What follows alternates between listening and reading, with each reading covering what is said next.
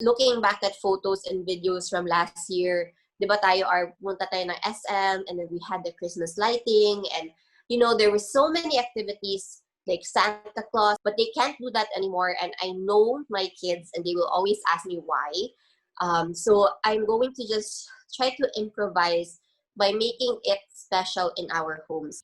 Welcome back to another episode of Vlogmas. For this episode ay isang mom of 2 boys na ngayon ay buntis din. Hindi pa niya alam kung ano ang gender, but let us all welcome Mommy Andrea Taylor. Mommy Andrea! Diba? The ever beautiful Mommy Andrea of Taylor Family Vlogs. Thank you so much, Mommy Andrea, for saying yes na mag-guest dito sa ating Vlogmas. At hindi na natin to patatagalin pa. Let us shoot the first question. How do you empower moms to do your branding and niche? To my branding and niche. So my branding and niche is basically fitness. But currently, because I am 25 weeks pregnant, medyo mahirap siya because I'm not really 100% active.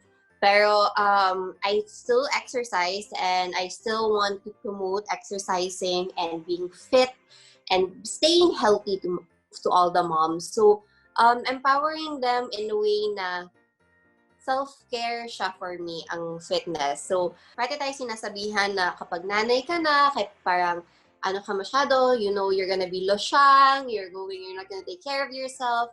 And I've always hated that. And I always get compliment siya for other people when they say, wow, you're a mom of 2. Tapos parang ako parang bakit? Ano palang mukha ng mom of 2? Yang gets mo yung parang insult siya for me.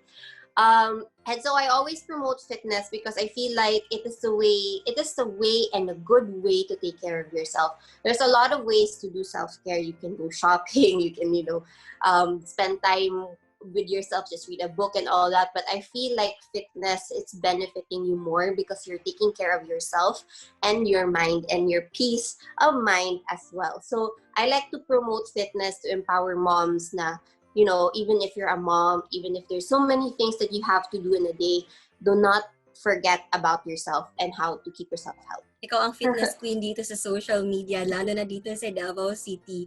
So, Mommy Andrea, for my second question, what is lakas maka-Miss Universe talaga to ha. What is one learning experience that you had as a child made much impact on you?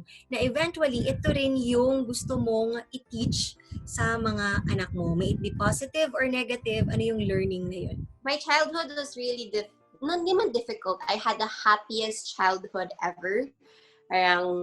What a lot of people say na mahirap yung childhood nila, they had a lot of trauma. I've never experienced that because my parents were amazing and they always kept everything positive at home. Ang thing lang sa childhood ko is we moved constantly because of my dad's work. Davao, Cagayan de Oro, tapos Manila, then Cebu, then balik na naman sa Davao. So that's why I have friends everywhere in the Philippines kasi I always move. And I think it became like a lesson for me na I was such a shy girl when I was a kid. Pero since we kept moving, parang napilitan ako to socialize and to make friends and to make the first move and be friends with people and makisama because with all the moves that we've done, masyadong extreme. Like, meron akong mga friends na super social. Meron din akong mga friends na super, hindi talaga social. Like, parang normal. Like, alam mo yung hindi maarte. And he had friends na very sporty. And I already, parang na sa akin yung makisama with everybody. And I think that helped me as an adult na kung kahit saan mo ako itapon, I will always make friends with everybody and I can always makisama talaga ako sa kanila. And I think that's one thing that I want my kids to do as well, especially that my kids are half. I feel like there's going to be a lot of challenges sa kanila because people are always saying, ay, kamanyag. Alam mo yung mga Filipino ba na, it-tease sila and we've already expected that. But I want them to always be positive and be like, yes, I'm half, but I'm also a person, and I'm here and I'm a good person. I just want them to be good people, because my parents really made an environment sa amin na we were all just happy. We were 4 siblings, so we were just always happy. We didn't have, as in like, I really didn't have a bad childhood, and I just want that for my kids. Be always happy and know how to socialize and makisama sa mga tao. So that's it. Speaking of your children, so as a mom, name top 3 things that you love using for them. So you can name brands if you want. So Aiden is 5 and Travis is 3. So medyo magkalapit sila, but in a sense, they don't always have the same interests with toys, with things. Ano ba? For Aiden, I could say that he's very, lately lang actually, sa house namin, ang dami lamang paper, because he would just grab paper and draw anything. Like, mahilig na siya mag-draw. Nasa stage na siya na grabe siya mag-draw. So, I would say scratch paper and crayons. I say scratch paper kasi I have a friend na law student.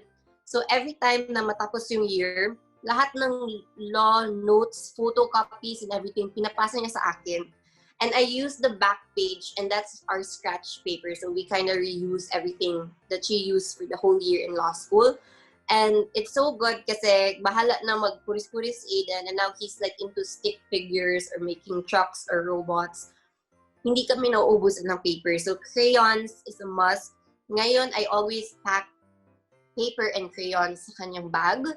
Kasi whenever we are in the car or when we go to my mom's house, I try my best to get them doing something instead of asking for a phone. Second, for Travis kasi can just pick up a toy and like, kahit ano lang. Hindi talaga siya mahilig in a specific toy. Wala siyang specific toy. But something that he's been using a lot. So sa bath niya, something that he loves to do is brush his teeth. Both of them actually. Mahilig sila masyado mag-brush ng teeth. So recently, I purchased from KinderCare. It is like a toothbrush siya na may, I think may bells sa loob, so it makes sounds. So they will count how many times mag-bell, like mag-make ng rattle yung kanilang toothbrush. So they really like that from KinderCare. That's one of the things that they really, really enjoy, brushing their teeth. As well as now in their bath time, I'm giving them independence in a way na when I take their bath, kasi diba pag pinapaliguan natin sila, tayo talaga mag-bend down and then take their bath. And now that I'm pregnant, medyo mahirap na sa akin mag-bend down to give them a shower. So I let them learn to do their own parang shower. So I give them the bottle, and what we use is Dove, kasi madali lang yung Dove sa taas. You just press it down, and they pump, and they're not scared to put it on their hair kasi alam nila na hindi masakit sa eyes. And then sila na mismo, they pump it down and then they wash themselves. So that's really something that I try to make them learn na, kasi parang independence na din, so they can finally take a shower on their own. I'm still there sa kanilang CR, but I let them wash their own themselves na. So yun. So Dove, KinderCare, and crayons. We use just the regular crayons lang din talaga. Ayun. Kuya na talaga si Aiden at saka si Travis, di ba? They are really prepared for their new sibling na darating na or manganganak na this February. So, and speaking of Christmas, what is your Christmas message to parents, not just moms, but as well as to dads who are watching this video? Of course, we are living in a very, very different world right now where COVID is still really strong, especially here in Davao, and we try our best to protect our family. We try our best not to mingle with people, and it's so hard, especially ako na I have friends, a lot of friends, and we always do Christmas parties. It's going to be quite difficult to have those parties now, and it's not safe to have Christmas parties, right?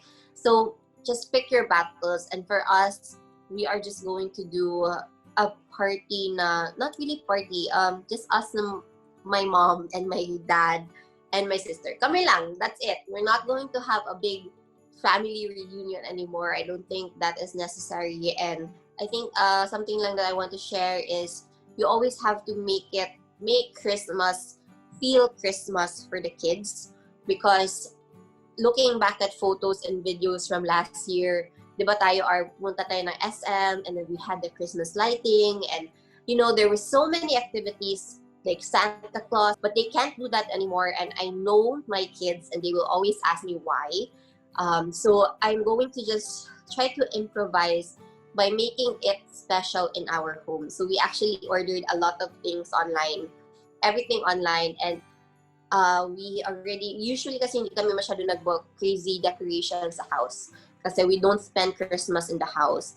We have it in my mom's house. But this year, since medyo sad-ish ang Christmas this year, my husband and I kind of planned na, okay, we'll do all-out decorations sa bahay. Kahit na tayo lang, it's for the kids. So we're going to invest a little bit of our money more in buying decorations. I know we're gonna buy bumili siya ng, alam mo yung para sa house na mag-light, ganon. And then there's gonna be Santa Claus and all that. And we just want it to feel special for the kids, even if madami silang ma-miss out from the outside world. So that's it. Just always remember that Christmas is for the kids. And as parents, alam naman natin yan. And it's for family. So pick your battles. I know it's hard not to see your friends, but it's just how it is right now to be safe. That's a wonderful message, Mommy Dre. That's true. We have to really make it special in our own ways. Tama yung ginagawa nyo na instead of spending the money, di ba? Usually we spend the money for big parties, big gatherings every December. But now, it's also very wise and very, madiskarte as a parent na you have to invest them into Christmas decorations. That's true, para at least ma-feel din nila and they won't feel alone. And then yung Christmas vibe is nandun pa rin. That's a nice idea, Mommy J. So once again, this is Mommy Andrea, mommies and daddies. I'm sure daghan mo og na-learn. Marami kayong na-learn from Mommy Andrea's tips and tricks and experiences. Anong tricks na yun? And experiences from her motherhood journey. Yes. Mommy Andrea, please invite our moms and dads to please follow you and kung ano yung mga aabangan natin sa mga social media accounts. Okay, so thank you so much, Ara, for having me here. It's always such a wonderful time talking to you. Kahit na everyday tayo nag-uusap. But just for my social media, Instagram, AndreaC_Taylor, and then Facebook, Taylor Family Vlogs. This is for Vlogmas, diba? Yeah, Christmas ito. So, I'm also going to do Vlogmas. I'm doing Vlogmas right now, and more of everything about pregnancy. Yun na I'm pregnant. I think this is going to be the last time that we're going to be pregnant. So, I want to really maximize and really, doing memorable itong pregnancy. So, I record everything that I'm doing for the pregnancies. So, a lot of that will be in my channels. If you guys are pregnant or trying to be pregnant, or just moms who wants to know more about pregnancy, I'm gonna do hacks, reviews with things that I buy, things that people send over. I'm gonna do all reviews, types of reviews, hacks about pregnancy, hacks about fitness and pregnancy and food. So check that out on my channel, Taylor Family Vlogs, and that's it. You also have your blog. Yes, website. I also have my blog, www.taylorfamilyvlogs.com. So everything that I write about pregnancy, everything na nasa blog ko is on my blog as well.